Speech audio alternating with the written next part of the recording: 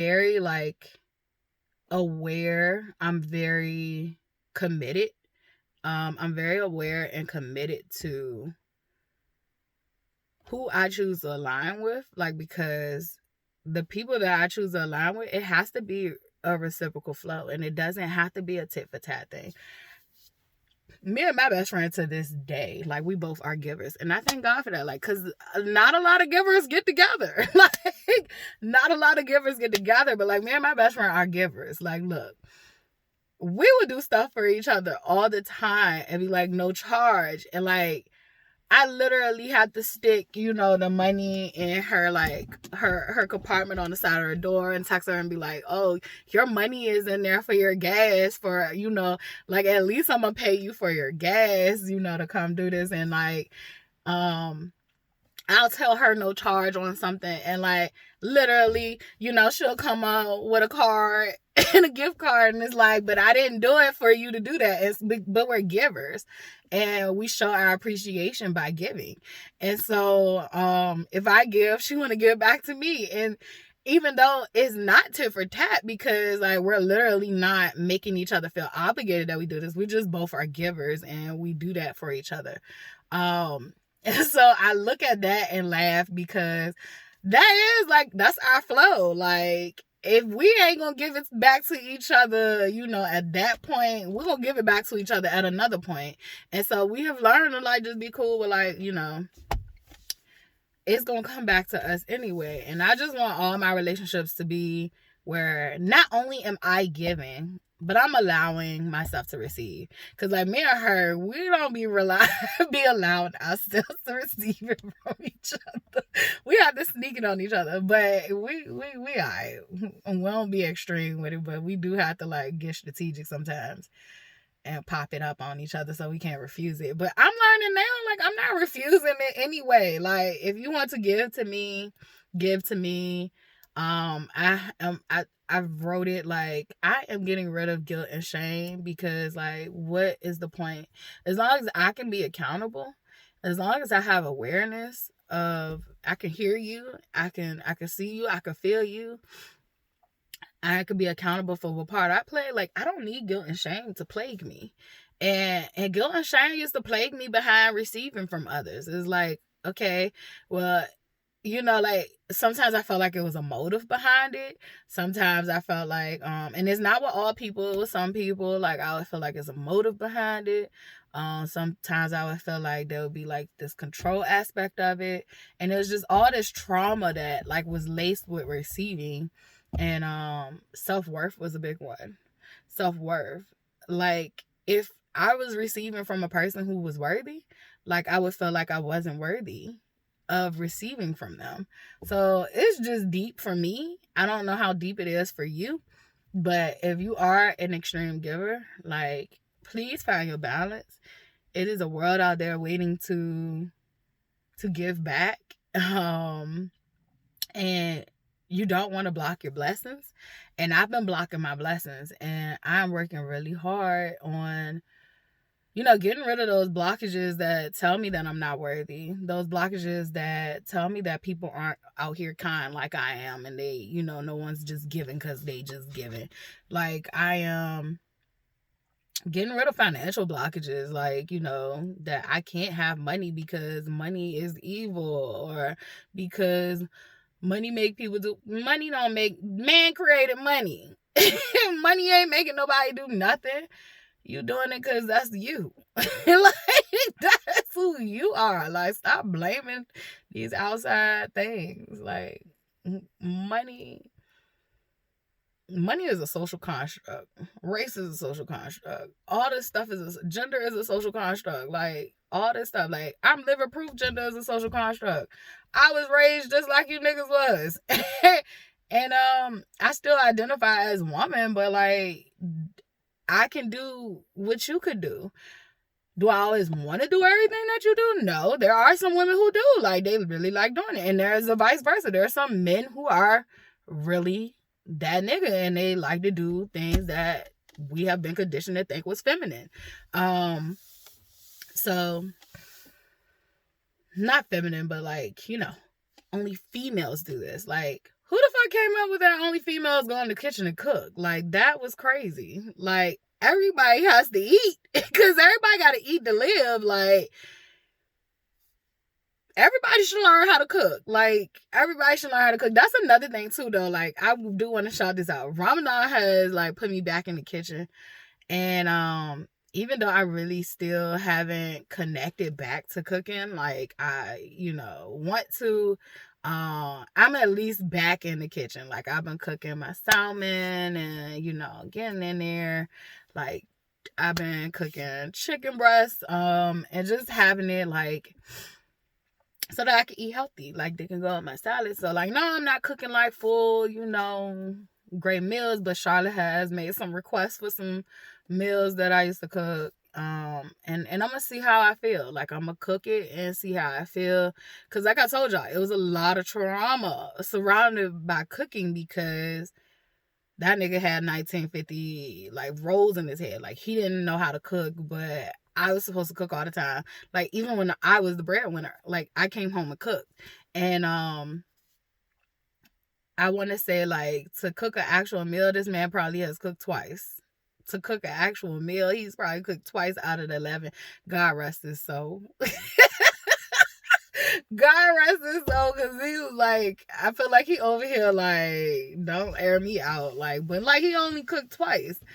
But used to, like, talk about my cooking. Like, used to be like, you doing this wrong. Like, you need to turn this down. Like, nigga, if you know how to do it, like, you could come in this kitchen anytime and do it because I'm tired. Like, I literally used to cook and be so tired at the end of cooking. Like, I didn't even want to eat. I wasn't even hungry. And I hadn't even ate all day. And so it's like, now he would buy food. Like, I'm not saying that, like, he was just completely not shit. Like, he would buy food. He could cook a good ass ding. Like, I used to crave those sometimes. Like, he cooked those. He could do that.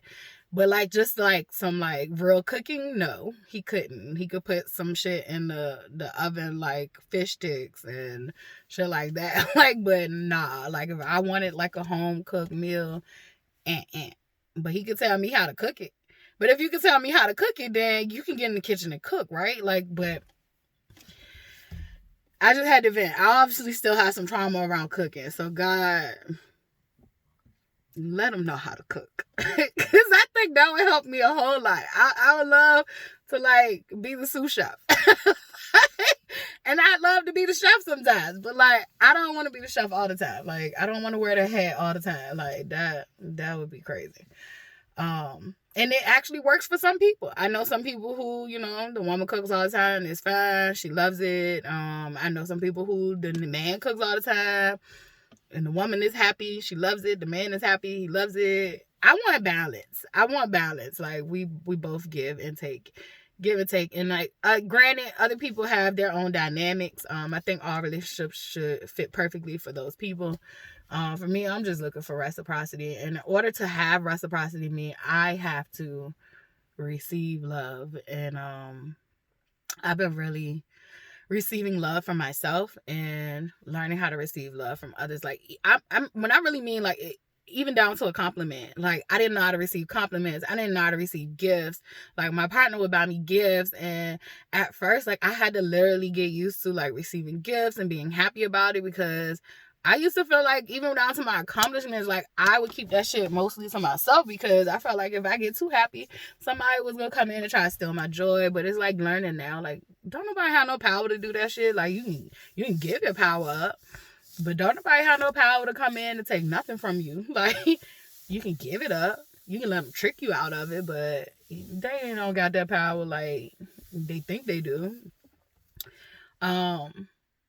Usually you typically give up your power when you're in vulnerable states, and extreme abuse can cause that. So, I'm just learning, like, I have to be able to accept these compliments. Like, somebody would compliment me, and I used to feel like, oh, I gotta look at something on them to compliment, instead of just taking my compliment. Like, not saying that, like, I can't compliment them back, but I used to, like, literally have to, like, think about, like, oh, well, I gotta say something back to them, like, but now it's like, I'm learning.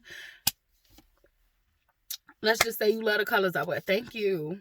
they're so beautiful. Like, I used to be like, people used to be like, oh, I like what you got on. And I'd be like, oh, this old thing, like, you know, like, oh, this old. I had this years ago. Like, not even realize, like, I'm downplaying myself. Like, girl, them people don't know how old this is. And it looks great on you. Like, it still looks great on you.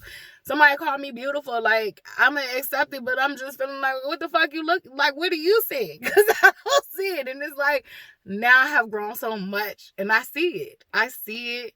I see and feel like, not only do I see it, I feel so much different. This is a everyday thing. I have to be intentional.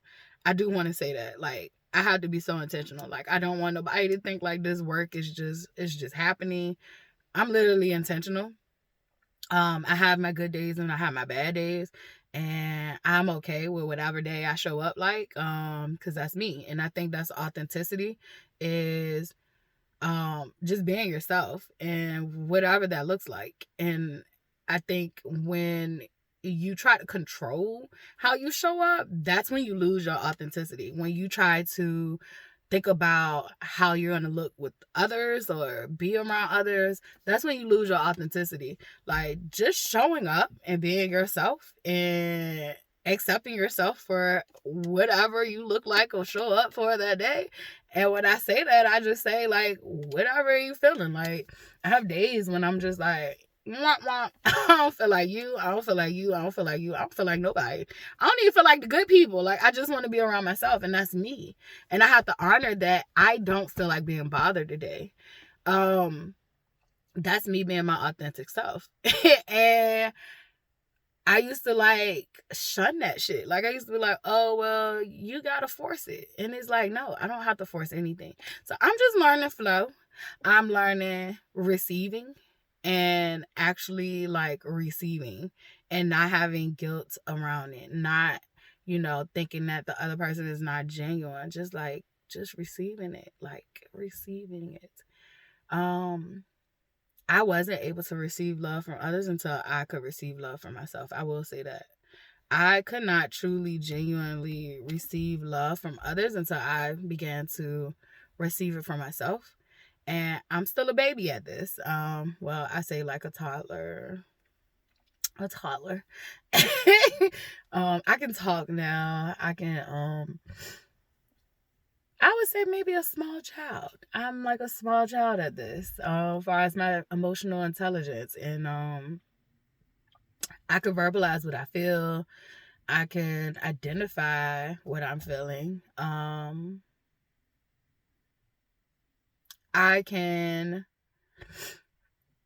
give love, just give to myself the needs and wants I need. I can give acknowledgement to myself, and that allows me to receive it from others when I can see it in others when they're genuinely trying to give that to me, and that's been a beautiful thing. So because I am seeing it when I do it for myself, I'm actually visibly able to see when it's happening for me. And so, I don't know. This video is for somebody if you are struggling with receiving love, giving yourself self-love. Literally just keep going. Every day is new for me. Every day I show up for myself in a different way. Sometimes the same way. It can look different sometimes. So just keep going. Keep hanging in there. Like, you are exactly where you need to be at. That's one of the things I had to cut too. Is like, well, I'm not where I want to be. And it's like, even living in this situation, like, I'm where I'm supposed to be at right now. I might not understand it right now all the time, and sometimes I do, but I'm where I need to be at. And so I trust God. I thank God for, look at these long fingers. I thank God for literally not giving up on me, and I thank myself for not giving up on myself. And I thank God for the wonderful spirits, the wonderful people, like earth angels, the spiritual angels. Like, I am so thankful for my spirit guides, my ancestors, all of it. I call it my spirit squad. Like, everything that looks after me, protects me, works with me, works for me, and vice versa. Like, I just want to say I'm thankful for y'all. I'm thankful for God. Like, thank you, thank you, thank you, thank you, thank you for bringing me this far. Um, a lot of the things I've been through don't hit the same, and when I say that, like, they don't hurt the same. They're still there, and I'm thankful that they're still there because they tell a story of who I am. And I'm just thankful. Like, I'm getting to this point where, like, I am grateful for the life I live, the life I have. Even the things I've been through that aren't so, great. They have afforded me a certain amount of strength that, like, a lot of people don't have, and I have to be grateful for that. Like, I look at it like, you have to love yours, like that J. Cole song. Like, love yours. Your life is your life. It is designed for you. This is what they say we chose. It's not even they say. I believe that we chose to be here. We don't just come into this world by two irresponsible people. All this stuff is divinely orchestrated and guided. However, there is free will. There is free will, and if the wheels don't align, then things don't happen. If the wheels do align, things happen. So, like, I do think that we did choose to sign up to be here. And I think free will sometimes causes some things to go awry. So not all of this is, God's fault. is literally, free will at play. And so when we think about, like, well, I would never sign up to do this, like, I wouldn't probably never signed up to be, sexually abused, and definitely not as much. So I definitely think that's free will at play. That's free will at play. The extreme abuse, like, I was physically extremely abused, and I didn't even realize it until I started speaking these stories that I always felt like I wasn't physically abused as a child. I was physically abused as a child. Like, I was physically abused as a child, and I always just thought it was like, a norm. It was like, that's not physical abuse. And it's like, yeah, that is physical abuse. Because even down to the situation with the go-kart, I thought for all those years, the reason I had to suffer on that couch was because I had lied. And yes, that biblical stuff that they used against you. Like, my aunt was very biblical and into, she still is, the church and all that stuff. But, like, yet you told a 4-year-old kid that it was her fault, and you didn't take me to the hospital or call my mom because what reason? I could have died. And you literally allowed me to think and sit on that couch, lay on that couch, and think that this was my punishment for lying as a 4-year-old. As a 4-year-old, this was my punishment. So when I say free will be at play, free will definitely be at play. The thing that people forget is that, yes, we have free will, but you do have consequences to those free will that you use. So saying that, I do want to end this on a beautiful note that it was on anyway, and that my free will has afforded me a beautiful life, a beautiful reset, a beautiful start to living my dreams. And I'm grateful and I'm thankful, and I am healing and I am in recovery, and I am just going to keep on figuring out what that looks like for me. But yeah, I'm thankful for the life my free will has afforded me. It's like, I am grateful, and I'm happy I signed up to be here. I'm happy now that I'm here. Like, that's growth in itself. And I always want to say, like, I have my moments. We do not give each other enough grace to literally see that, like, we're humans and we're going through things.